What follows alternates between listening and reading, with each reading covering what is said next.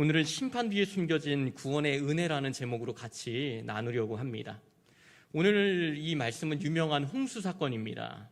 홍수를 떠올리면 저는 늘 이 떠오르는 사건이 있습니다. 대한민국의 정말 큰 홍수 피해가 1925년 그리고 84년, 90년도 세 번 이렇게 세 차례 있었는데 그 중에 두 번이 저는 기억이 납니다. 제가 초등학교 4학년 때인데요.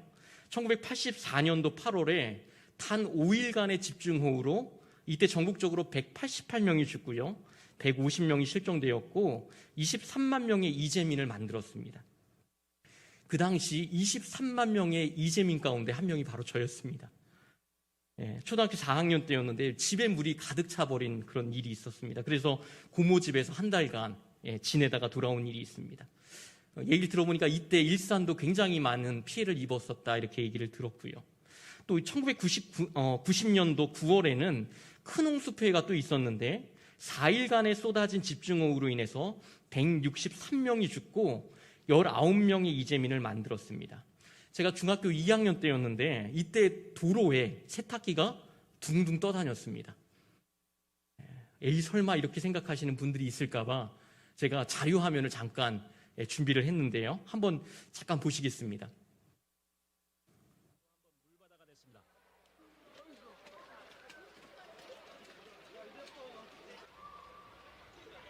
1990년도 뉴스에 나온 한 장면들입니다. 한 여학생이 자칫 빠질 뻔했습니다. 아예 헤엄을 치거나 넘어질까봐 서로 의지하고 조심스럽게 걸어갑니다.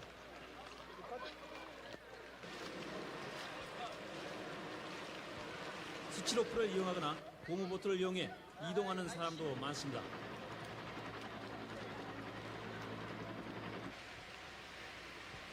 대략 여기까지만 봐주시면 될 것 같습니다. 이게 지금 개봉동의 모습입니다. 서울 구로구 개봉동. 제가 그 옆에 고척동에 살고 있었습니다.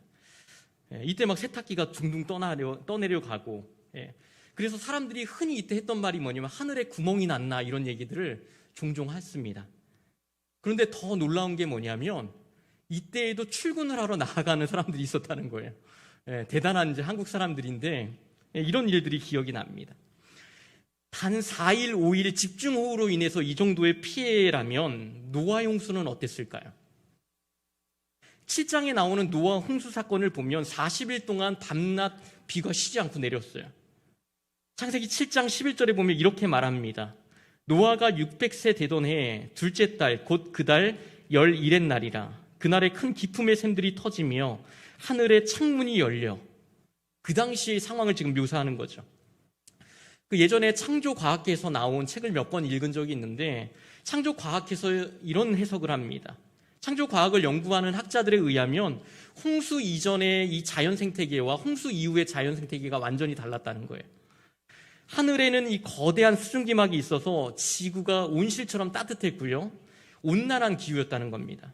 예를 들어서 추운 극지방에서 이 맘모스가 발견되는데 입에 푸른 식물을 물고서 발견되는 이런 일들이 있었습니다.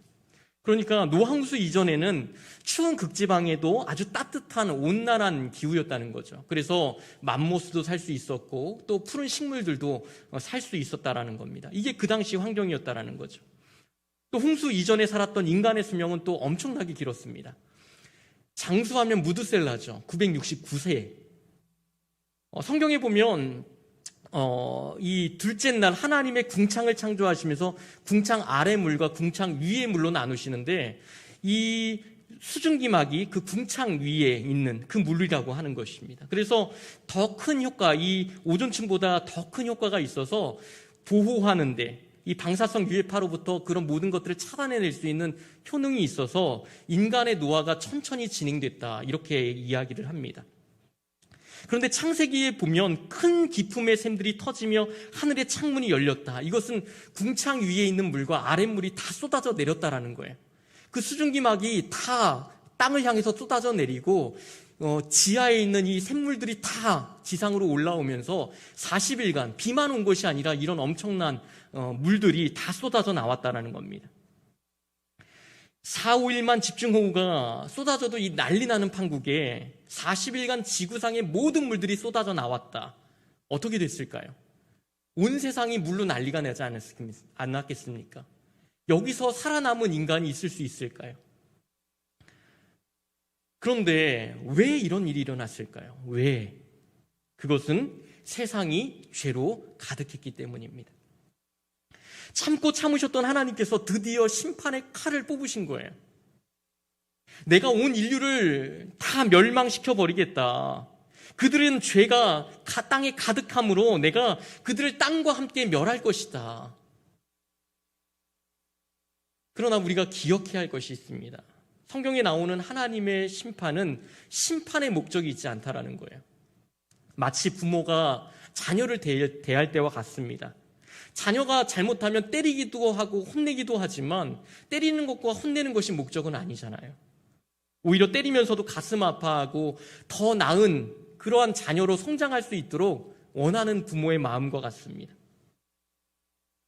하나님은 인간을 심판하셨지만 그 마음에는 사랑과 안타까움으로 가득했다는 거예요. 하나님을 떠난 인간을 찾으시는 심판, 인간을 하나님의 그 구원의 속으로 들어오도록 우리를 부르시는 심판이었다는 겁니다. 부모들이 이 자녀에게 종종 말을 너무 안 들으면 하는 말이 있잖아요. 너 그렇게 네 맘대로 살 거면 집 나가. 근데 이것이 진짜로 나가라는 뜻일까요? 그렇지 않잖아요.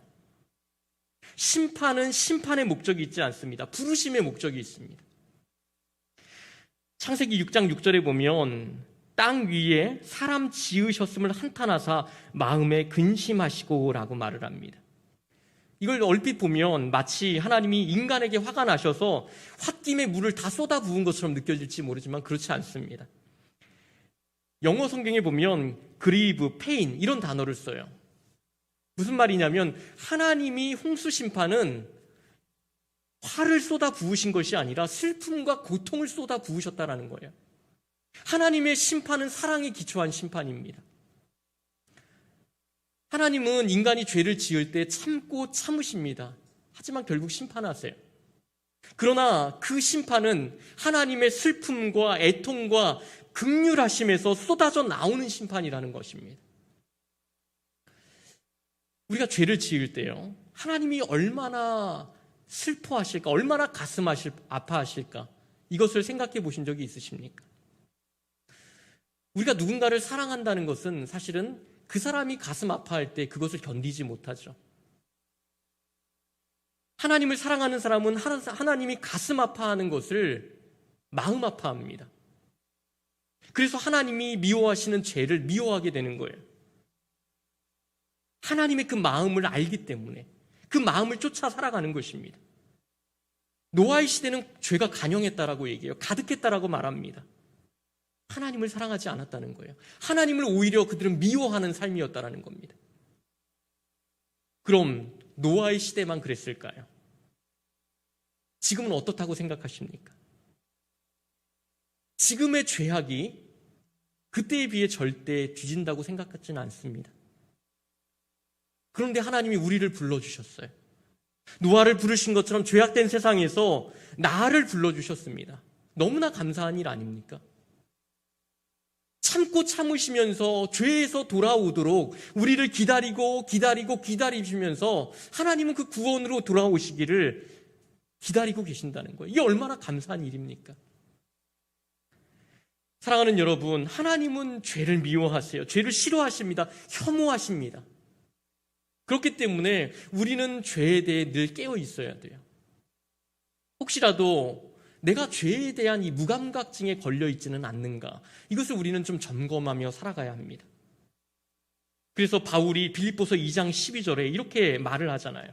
보시면 그러므로 나의 사랑하는 자들아, 너희가 나 있을 때뿐 아니라 더욱 지금 나 없을 때에도 항상 복종하여 두렵고 떨림으로 너희 구원을 이루라. 한마디로 죄에 민감하라는 것입니다. 지금 새벽마다 예레미야서를 우리가 보고 있잖아요. 거기 보면 이스라엘이 하나님의 심판을 받은 이유가 무엇입니까? 다른 게 아닙니다. 죄에 대한 무감각증입니다. 하나님에 대한 두렵고 떨림을 잃어버린 거예요.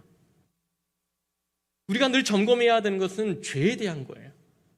내가 죄에 대해 민감하게 반응하며 살고 있는가? 혹시 죄인 줄 알면서도 그냥 적당히 별 느낌 없이 이 정도쯤이야 다른 사람들도 다 하는 것인데 뭐 그냥 적당히 이렇게 살고 있지는 않는가 우리는 생각해 봐야 합니다. 여러분, 축복이 무엇일까요? 죄에 대해서 민감한 것입니다. 죄에 대해 민감한 것은 하나님과 우리가 가까이 있다는 증거예요. 그래서 우리가 이렇게 죄에 대해 민감하다는 것은 하나님이 너무나 우리를 사랑하시는구나라는 증거라는 것입니다. 죄악이 가득했던 시대 속에서 그렇게 하루는 하나님이 노아를 부르신 거예요. 그리고 하나님의 방식대로 이 배를 만들게 하신 겁니다. 그것도 무려 120년 동안 말이죠. 배는 즉흥적으로 만들어진 게 아닙니다. 기분에 따라 만들어진 게 아니에요. 노아 마음대로 만든 게 아닙니다. 철저하게 하나님의 이 설계에 의해서 그렇게 인간에게 주어진 심판 속에서 주어진 하나님의 구원이라는 겁니다. 성경에는 기록이 없지만 그 당시 배가 없었을까요? 작은 배들이 있었을 겁니다. 어느 정도 큰 배들도 있었을 거예요. 비가 오고 또 계속해서 이 차오르자 사람들은 그 배를 탔을 겁니다. 그래, 여기서 조금만 버텨보자.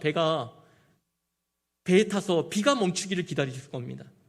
하지만 하루가 지나고 일주일이 지나고 한 달이 지나고 사람에 의해서 만들어진 배들은 비가 점점 차오르자 파도가 치자 결국은 모두 파손해버리고 말았습니다. 오직 하나님의 명령에 의해서 만들어진 이 방주만이 결코 그 어떤 배도 구원을 이룰 수 없는 그것을 해냈다라는 겁니다. 사람들은 생각을 해요. 물질이 많으면 이 세상의 풍파 속에서 내가 살아남을 수 있을 거예요. 내가 남들보다 조금 더 한 발 앞서서 어떤 정보를 가지고 앞서가면 그렇게 살 수 있을 거예요. 그래, 직장에서 저분과 내가 친해지고 저분만 붙들면 내가 살아남을 수 있을 거야. 성공할 수 있을 거야. 구원에 있어서도 마찬가지입니다. 내가 만든 기준, 때로는 어떤 방식, 이것을 구원의 조건으로 만들어버리는 거예요. 이렇게 하면 구원을 받을 수 있을 거야. 내가 열심히 봉사하고 노력하면 이것을 하나님께서 알아주시겠지. 나름의 것들, 그것은 직분이 될 수도 있고 어떤 나의 어떤 외적인 것들이 될 수가 있죠. 그런 것을 붙드는 것입니다. 그러나 하나님이 설계하신 구원의 방주가 아니라면 홍수에서 구원받을 수 없습니다. 잠시 버틸 수 있겠죠. 보기에는 비슷해 보여요. 그런데 결론은 완전히 다른 겁니다.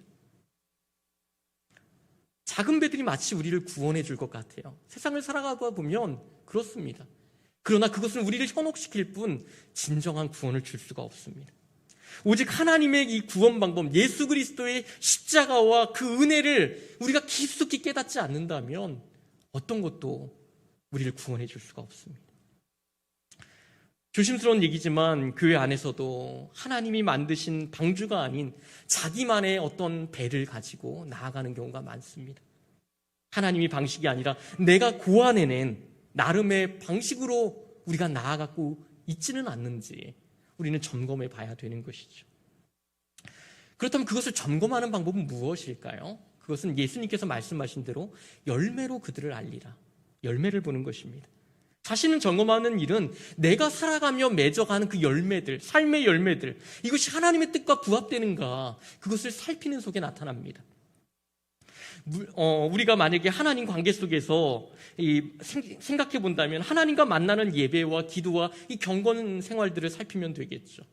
또 사람과 사람 사이의 관계 속에서 우리가 살핀다면 내 주변에 관계 맺는 분들과 함께 또 사랑의 관계가 잘 형성되고 있는가, 이것을 살피시는 겁니다.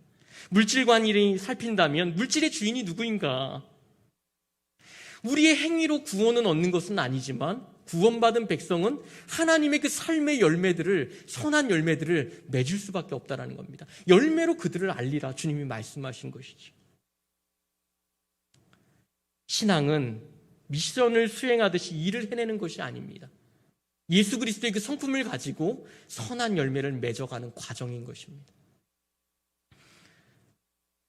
사도 바울이 사랑하는 빌립보 성도들에게 두렵고 떨림으로 너희 구원을 이루라고 말한 이유가 뭘까요? 그것은 구원은 예수님 믿습니다라고 고백하는 것이 아닙니다. 예수님 믿습니다라는 고백이 매일의 삶에서 열매 맺는 과정으로 드러나야 되는 거예요. 열매 맺는 과정이 살아있는 우리의 구원을 증거하는 것입니다.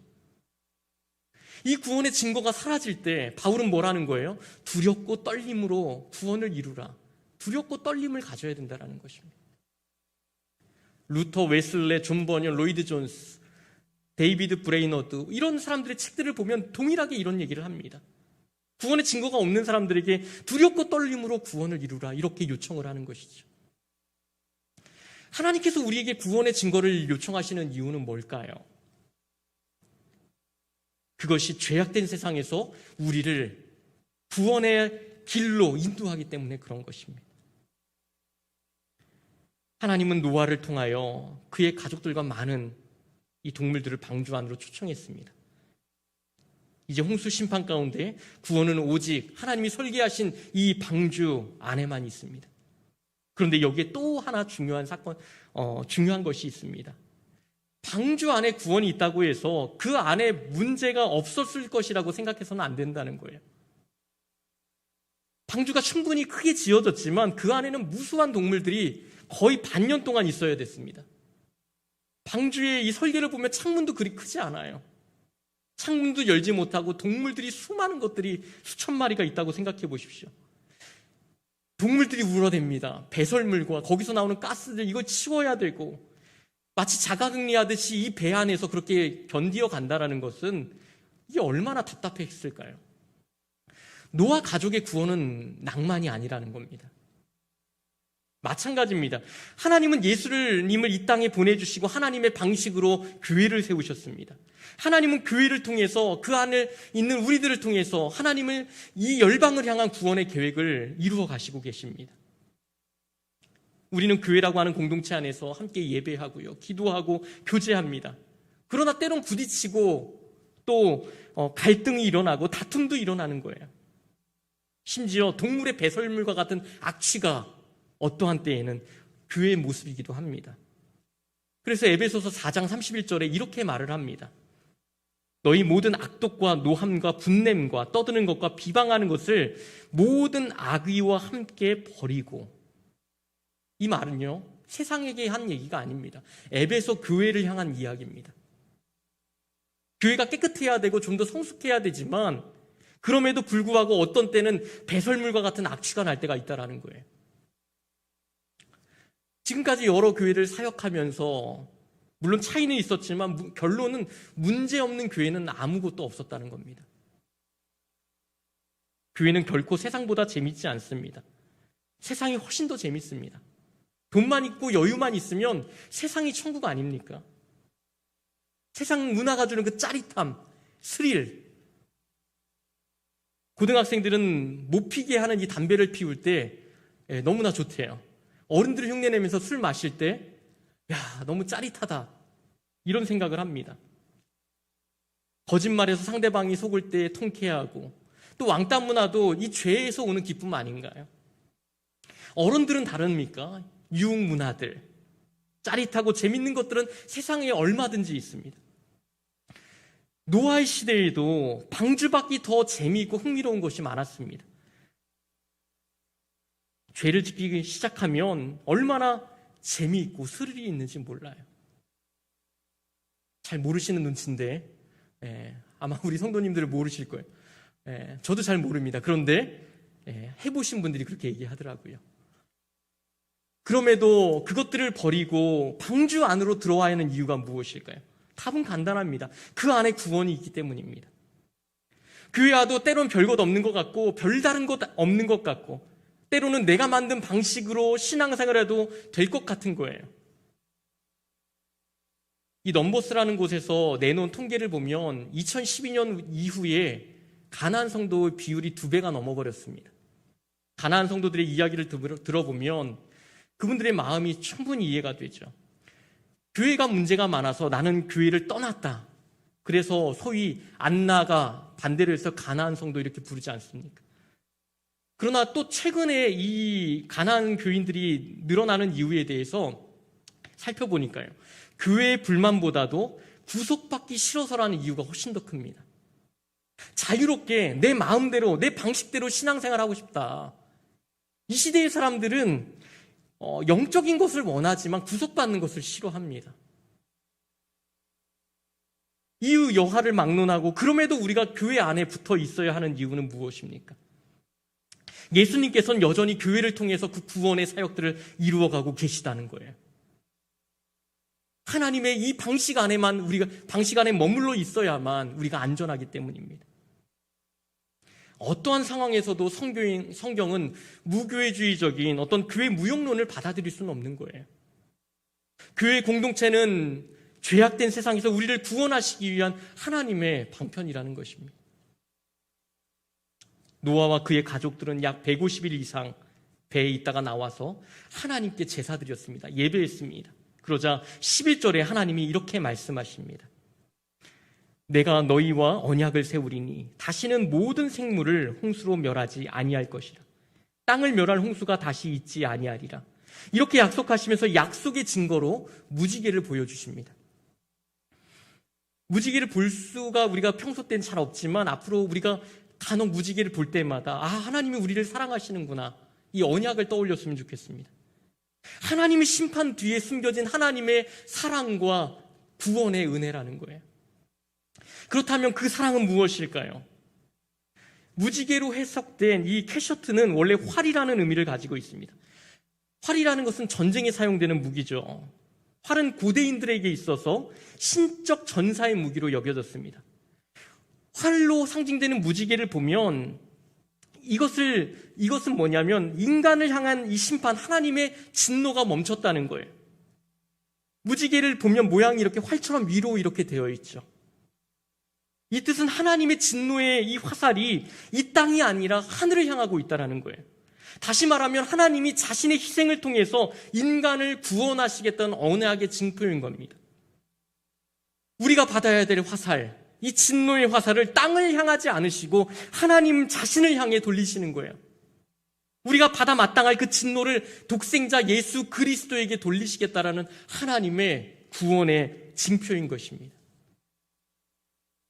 무지개는 인간 입장에서 보면 하나님의 언약과 평안이지만 하나님의 입장에서 보면 희생과 죽음의 표현인 것이죠. 우리는 의롭지 않습니다. 절대. 다른 사람과 비교하면서 때론 우리는 내가 누군데, 내가 어떤 위치에 있는데, 내가 얼마나 열심히 하는데, 이렇게 남들보다 나음으로 우리 자신을 평가하려 합니다. 그러나 우리가 하나님의 심판의 대상이 아니었던 적은 한 번도 없습니다. 우리는 심판의 대상입니다. 그런데 예수님께서 내가 대신 진노를 받겠다, 내가 너희를 자녀 삼겠다, 이렇게 말씀하신 겁니다. 이게 얼마나 위대한 사랑입니까? 얼마나 큰 축복입니까? 하나님이 우리를 구원 백성 삼으셨다라는 것, 그것은 우리의 이 은행 잔고에 0이라고 찍힌 숫자가 있다 할지라도 하나님께 감사할 수밖에 없는 인생이라는 겁니다. 말씀을 마치겠습니다. 어떻게 보면 이 시대는 노아의 시대보다 더 타락한 시대일 수 있습니다. 노아의 시대와 같이 사람들은 여전히 아직은 괜찮아 하면서 세상을 즐기고 있습니다. 그러나 언제 하나님의 때가 임할는지 아무도 모릅니다. 사랑하는 여러분, 코로나의 환경이든 어떠한 환경이든 언제나 구원의 은혜를 사모하시기 바랍니다. 성경을 통해 구원의 방주 안으로 들어오시기 바랍니다. 교회 공동체 안에서 하나님의 거룩함으로 나아가시기를 바랍니다. 때론 인내해야 되고 때론 답답함이 있을지 모르지만 하나님께서 노아에게 주셨던 은혜로 우리를 날마다 오늘도 그렇게 이끌어 가심을 믿으며 나아갈 수 있기를 주님의 이름으로 축원드립니다.